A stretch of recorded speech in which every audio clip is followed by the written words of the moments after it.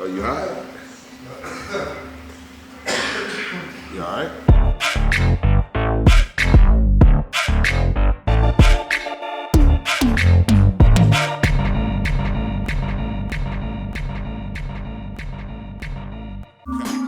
Yeah, welcome. What's up with you, brother? Hey, man. Chillin', what's good? Good, all right. So today, I'm gonna tell you that me and Dion was out this weekend. Just happened to come across this wine tasting.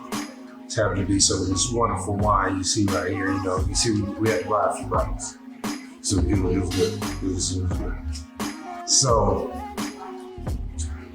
what we're gonna do, we're gonna take a trip to one of their pop-up shops. It's right now it's a black-owned winery.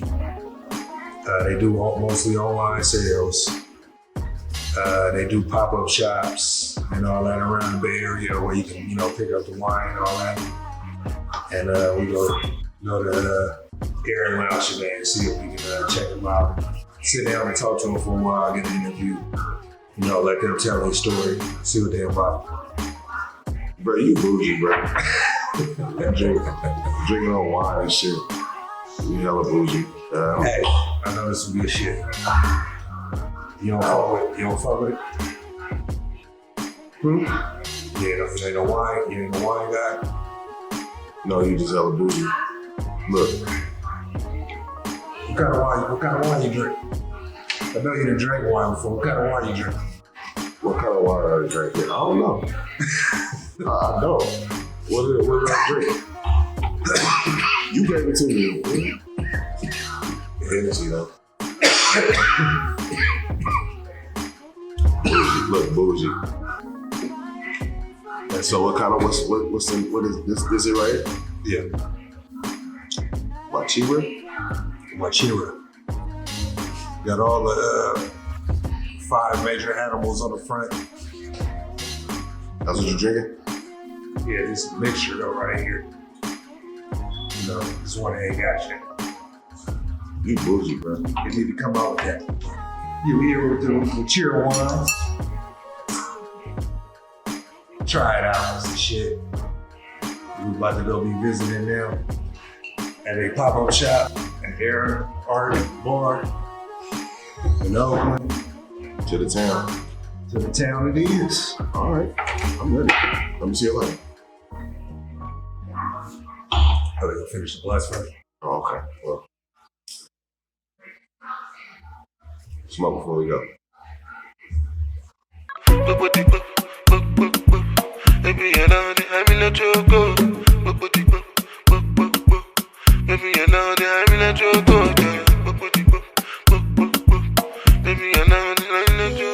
Hello.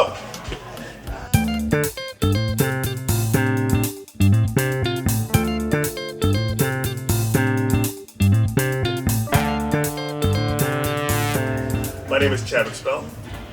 And I'm Dr. Chris Wachira. And we are Wachira Wines.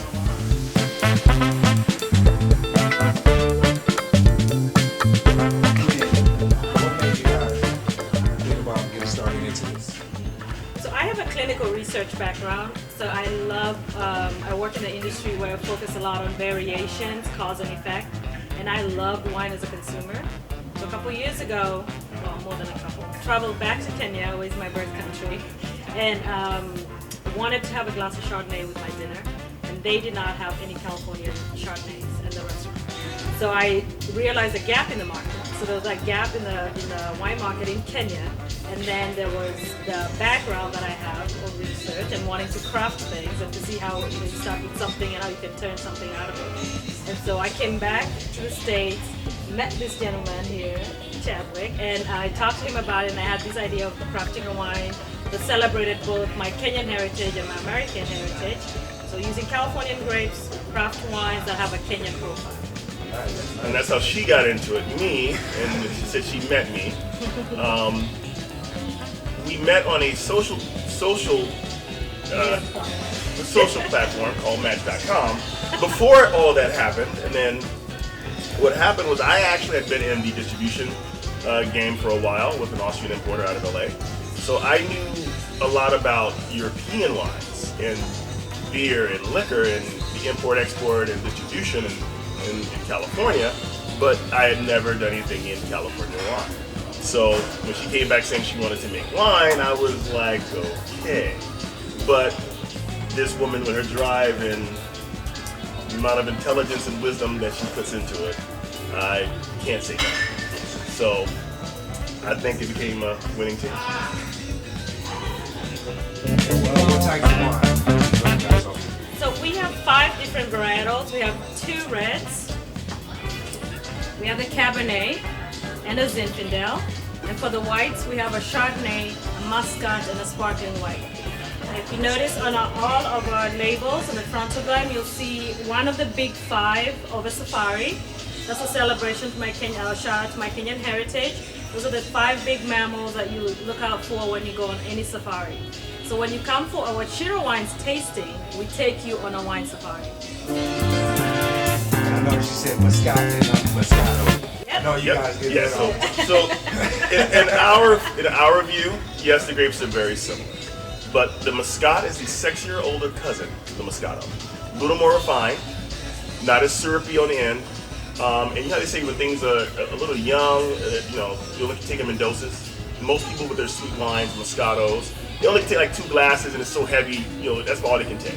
With this one, you only take it in doses. With this Muscat, it actually has a nicer finish, not syrupy, and you can actually finish the whole bottle. That's why some of our club members call it girlfriend to the bottle. That's part of the taste safari. Yeah, that's right. That's part of the safari. That leopard runs fast. Oh, okay. That bottle empties fast. And what was the actual date you guys? So we've been officially serving our wines for about 4 years now. But the business actually started about 6-7 years ago. But the actual bottling of the wines about 4 years retail. So you actually start bottling for you. Yeah. And it's our second release. How difficult is it just getting into it? I mean, I know it's actually difficult. I mean, what is something like that? What is something like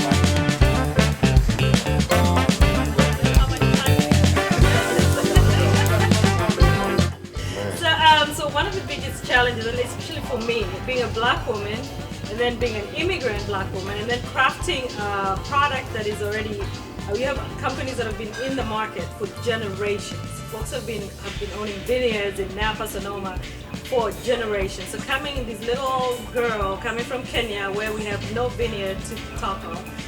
So crafting a product that I could stand behind, that I knew the quality was good enough that it would compete on any table with anybody's product. That was a significant challenge for us. So Chadwick said this is our sort of second release.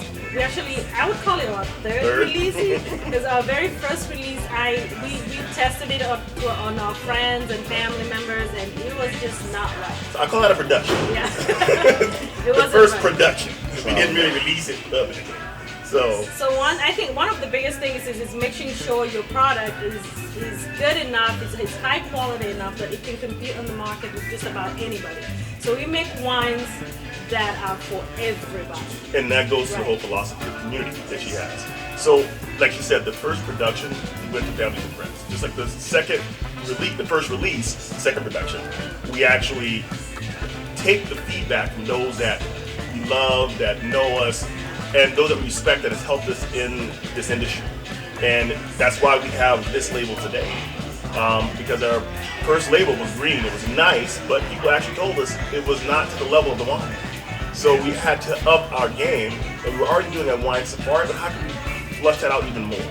And it was a Kenyan designer that came up with the logo for the sparkling, and that we were looking for a new logo, so we had a Kenyan firm and a design firm in Kenya come up with that, and they sent that to us. It totally changed everything, and that's when she came with the idea of just doing everything as the big 5 of the animals. And we launched that, and it was like little black baby Jesus actually spoke to us, because Kenya itself switched the currency to the big 5 right after we released that. So not only do our bottles signify her heritage, the country, and just generally Africa and safari, the country of Kenya's currency now actually is that big 5%. So it's the product, it's the licensing, so you got to do your legal. A whole bunch of legal stuff. So the difficulties are major. Yeah.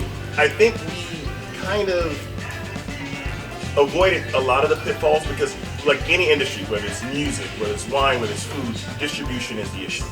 You can have a great product, but if you can't get it to the people, you're stuck. So we're also distributors. So I worked with an Austrian distributor for about 10 years. Now it's about 16 years in the game. When we launched this, it was like, okay, we have our own distribution company, Wachira Wines Distribution. We distribute ourselves, women makers, makers of color, and locals out of California. So we don't have to rely on the big boys. So we actually have a distribution arm that we actually have salespeople that go out and actually help sell, which has helped us tremendously in this market. You touched on something that I thought was really important. So, and a lot of the pitfalls I see, even with artists, is if you gotta sort of own your product, and we own it. We own the entire process, right? The only thing we don't own is the grapes, right? Because we source them from different places. But we own the making of the wines, we own the distribution pathway, we own the licensing to push it. So we own the entire pathway. That way it makes it a lot easier to control it and to make it what we want. That way your pricing and your margins and everything else are sustainable. Right. So even though we don't own the vineyards, we have multi-year contracts with those vineyards. Therefore, you're not having to negotiate new pricing every year, so the price you charged last year for your bottle don't change, therefore you don't go out of business. Because if you get some good customers that love you, like we have some wine club members here now that come every time we do a pop-up. But if our price goes from $20 a bottle, $25 a bottle to $35 a bottle for that same bottle, it's not going to work. So that segues into price. I mean, besides that, I mean, what you say that? Right. So it's don't be afraid of the sort of out of the box, like crazy. Like when I start talking to folks about crafting the wine, some folks thought I was crazy because I'm like I said, I was born and raised in Nairobi. It's the middle. I mean, there's not a vineyard anywhere. We get a couple grapes here and there from the grocery store. But so when we think about this Kenyan lady talking about crafting wine, like it's such an out of the box idea. But like, no dream is irrelevant. No. Right? So just, I keep saying do your homework because there's a lot that's sort of the foundationally, that's a big part of it, is making sure you do your homework and find out what is required. So your licensing is required. How much money do you need to get started? Insurances, right? So you can give yourself as much of a foundational boost to succeed as possible. Because they will come for you. Yeah. Number one, people will come for you when they Right. start seeing the success. Right. And when you start taking Right. market share from someone else, Right. and they see your stuff on the shelf, okay, what licenses do they have? If they ain't got the right license, I can shut them down. If they don't have the right insurance, I can shut them down. If they don't have this, they don't have that, I can shut them down. Or they're not this place, that place. They don't have a full operation to where they can actually meet the demand. So all I gotta do is get a lot of demand to them and they shut down. So yeah, you got to make sure you have your infrastructure right. But I would say the biggest piece of advice I would have that I think I've learned, because I'm originally from South Carolina, so that's a different country than California. Being a black man that grew up in the South and being in California since I was 18, business is not easy, and you still have an issue of community in this country, black community and general community. So you can't just cater to us. You have to have a product that emphasizes us, but caters to all. And that has been a downfall I've seen of a lot of people in different industries. I mean, I've been in medical, I've been in construction. If you just cater to your people, that's not a big enough market. You can't, Asians just don't cater to Asians. The vast majority of Americans just don't cater to the Americans anymore. You cater to the world. So when you cater to the world and you emphasize us, we gonna come. And that's all you need to do is make sure you have a good product. I also love the idea of the platform it gives us. It gives us that platform to talk to folks about, when folks come like from just off the street and walk in and they're like, oh, what's this product? What's that? What's the big five? What is this? I get to talk about Kenya. for folks who've never heard about it, I've talked to so many folks who've never been to Kenya who are now excited about visiting the country because they Like, get to learn a little bit about they it. hear about safaris. All safaris ain't, Rich Dennis coming back with a lion. You know what I'm saying? So, I mean, Right. I can give you a lion right now. So this will be the first safari you go on. So for us, I mean, how many people know that a rhino is surprisingly lighter than speed? A rhino can go about 40 miles an hour. So you don't want to get out that safari truck and get chased by a rhino. Right. I met somebody the other day that got chased by a rhino. Well, they were chasing a rhino in a car, but yeah. Rhinos can go up to 40 miles an hour. can run. I would never know that unless I went on a safari. And then each of these wines have information about that animal and why that varietal of grape matches with that animal. So you can't just do a product anymore. You have to curate an experience, a lifestyle. So that's one thing I really kind of just was in awe about her. This cab is lighter than the Zen. So she crafted these things in a Kenyan palate. In East Africa, people drink chilled red wine. Just like a lot of places in Europe do, people drink chilled red wine. A lot of California winemakers don't know that because we don't do that here in California. A lot of reds are so bold. So bold, yeah. It's a different experience drinking California reds than drinking reds that are crafted in Europe or crafted for a different experience. And her vision of doing these wines that's why I never thought about making wine. That's why I was like, okay, let's go. Because it was just so out the box. I like out the box. I mean, you gotta have the energy, the spirit, and not have the fear. And The support is everything too. The team is everything. We have a very solid Make the team. dream work. Right, there you go. There Exactly. you go. It does. I've been very blessed to have great family and friends who are now family that just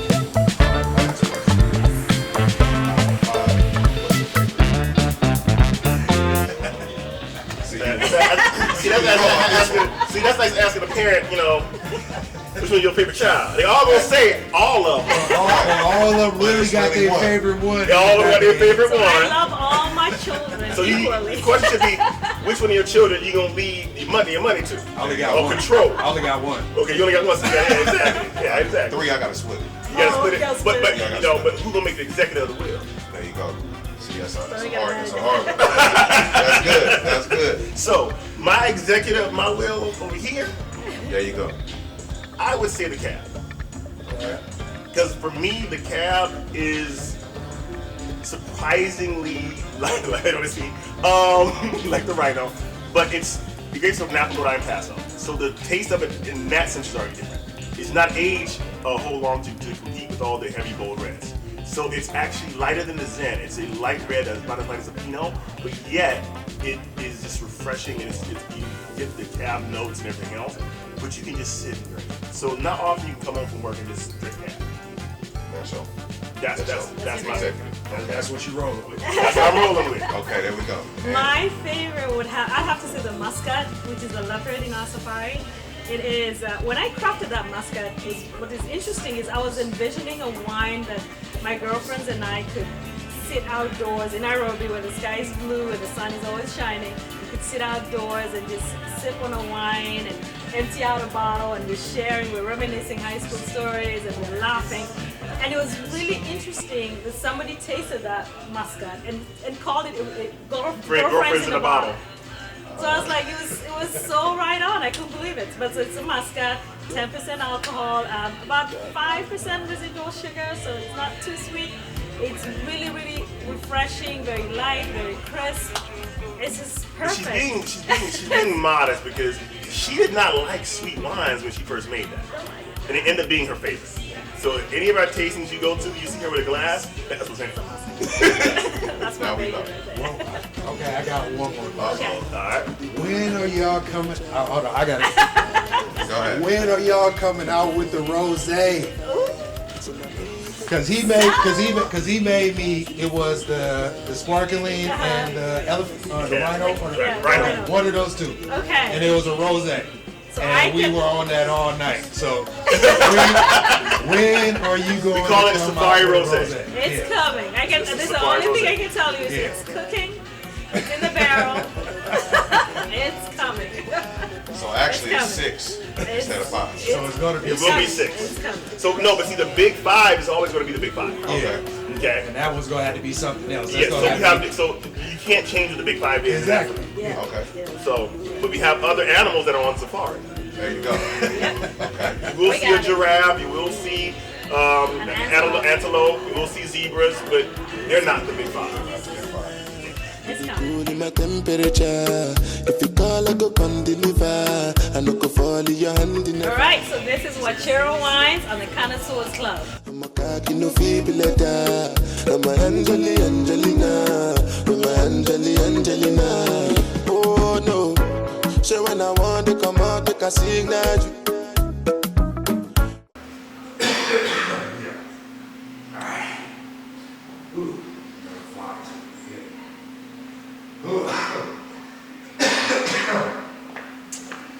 Oh shit. I think I'm back.